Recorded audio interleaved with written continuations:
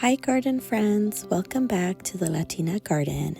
Today I'm sharing my top 5 favorite flowers to start from seed. These are easy, beautiful, and perfect for adding color and texture to your garden. Whether you're a brand new gardener or seasoned, these blooms won't disappoint. So grab your shovel and let's dig in. Now these flowers are so easy to grow. I literally just throw the seeds in pots or in the ground. I will ruffle up the dirt a little bit and just water regularly. That's very low maintenance flowers here. Let's start our countdown with the bells of Ireland. These are beautiful, tall flowers. At first, when you plant them, you might think that they're weeds, but they're not.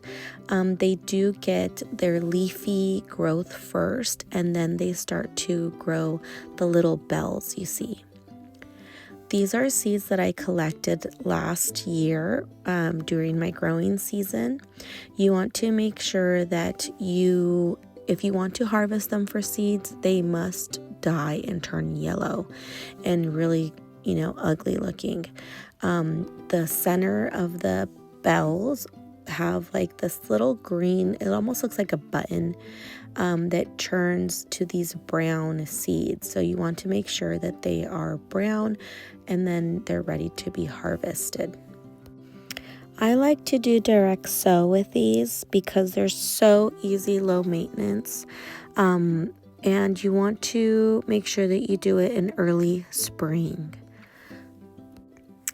If you wait for them to die down, you will see that they will come back again the following year. They will reseed themselves. So this right here are some bells of Ireland that reseeded themselves from last season. And you can see on some of them, they haven't gotten their bells yet. So this is where I say it, they almost look like they would be weeds, but they're not. You want to make sure you keep your soil moist. These grow best in a partial sun area. I grow them in full sun and they do just fine. They mostly bloom and grow most of the spring and in the fall.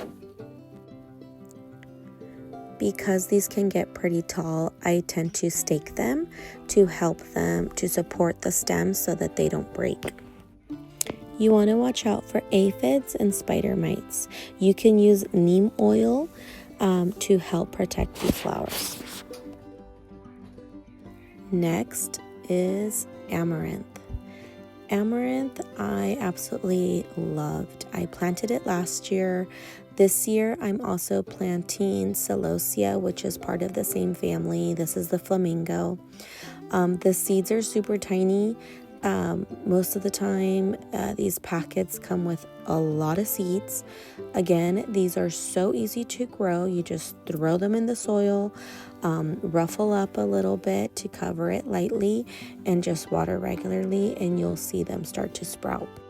You can start to direct sow them after your last frost state. And these do very well in the hot sun. I grew these in full sun. They absolutely did great. You can see some of this is videos from last summer where they grow really tall. This is the Amaranth Love Lies Bleeding. I absolutely loved the color. And this year I'm planting, as I said, the Celosia, the flamingo, so I'm excited to see what those look like. Bugs to watch out for would be the flea beetle, and you can use diatomaceous earth to help with that problem. The maintenance is pretty minimal. Just make sure you water regularly, but be cautious not to overwater it. For number 3, we have the Zinnias. Zinnias are beautiful, colorful. They come in such an array of colors. If you don't want them all in different colors, you can order them in just specific colors.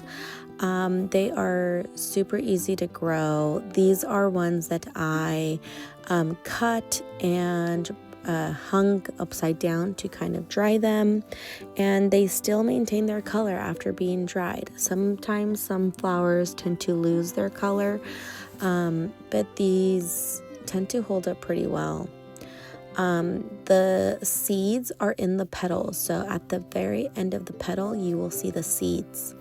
These I don't think will grow new flowers. I don't think they're very good mature seeds, and that is because I cut them when they were pretty fresh. So you want to kind of make sure that when you're growing them, if you want to harvest them for seeds, the best thing to do is wait for them to die till they get dry and ugly, and then cut them. You'll see that the seeds tend to be a little bit darker than what I'm showing right now. But again, these, you just throw them in the soil, rough up the soil a little bit just to cover it lightly, and just water regularly. Right now we're in April. Right now is the best time to start planting your zinnias. Zinnias like to be planted in full sun. You can plant some of them in like partial shade where it gets like morning sun, afternoon shade, but they might not grow as tall. These can get pretty tall, but the nice thing about these is the more you cut it, the more flowers you'll get. So these are kind of like a cut and come again type of flower. They look great in a vase, great as a cut flower, one of my favorites because it comes in so many different colors. Things to watch out for would be aphids or powdery mildew. So this happens when you water them and the water stays like on the leaves too long. It kind of gets mildewy. So you can use neem oil for the aphids, or insecticidal soap, which is basically like your dish soap and water. Or you can get like a fungus spray if you start to see some powdery mildew. And for number 4, we have the sunflower. This one's from last season, and you want to make sure that you get rid of all the petals. The seeds are very deep in the base. So if you're gonna harvest them for seeds, you want to wait till the flower dies. It's part of the life cycle so that it can put all the energy into the seeds. These again are very low maintenance. You just throw the seeds in the soil. I ruffle it up again and water regularly. These do take a long time to grow, so patience is key. The best time to plant these directly into the ground would be after your last frost date. Sunflowers like to be in full sun. Water regularly and with well-draining soil. This would be a good one to do like succession planting, where you plant seeds like every 2 weeks so that you get more blooms throughout the season. Keep in mind that the tall varieties like these right here will need support, so make sure you stake them properly. Bugs to watch out for would be caterpillars and beetles. You can use some neem oil for the caterpillars and handpick the beetles. And for number 5, we have the poppies. These are super tiny little seeds, so a lot of them come in a packet. You can start direct sowing these seeds in early fall or early spring. And they love the cold stratification, meaning they like to be in cold soil at first until they germinate, and as the season goes, then they enjoy the warmer soil. This is actually my first year planting poppies, but the reason why it's on my list was because they germinated so easily and quickly. These right here, I literally just threw seeds out, as I love to do, and they have grown quite a bit, quite quickly in the last couple weeks. So I'm excited to see some flowers bloom, hopefully soon. These grow best as direct sow, so make sure that you direct sow them because they will grow grow pretty easy. They're very low maintenance. They really don't need much besides just water and sun. As far as pests, they don't really have any. So this is a great one to grow. They come in a variety of different colors. California, we're known for the orange ones, but I have seen some in red and then some with different petals. I'm excited to see them bloom.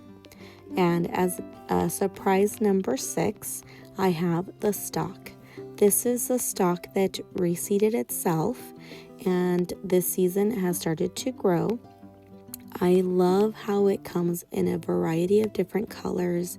I feel like this is a very low maintenance flower. It doesn't require much. I just give it water. I do sometimes fertilize them, but not very often. They are kind of top heavy, so you want to make sure that you also stake them or give them something for support.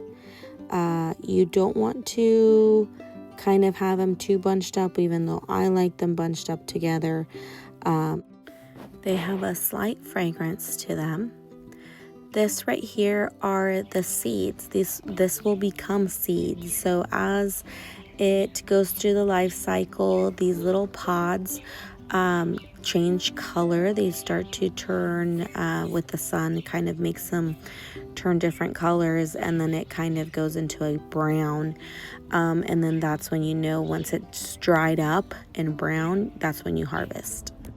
So these are my top 5/6 easiest low maintenance flowers to grow from seed. Please let me know in the comments which one are you excited to try, and don't forget to like and subscribe and share with any gardener friends. And I'll see you next time. Sow love, grow joy, stay rooted. Bye.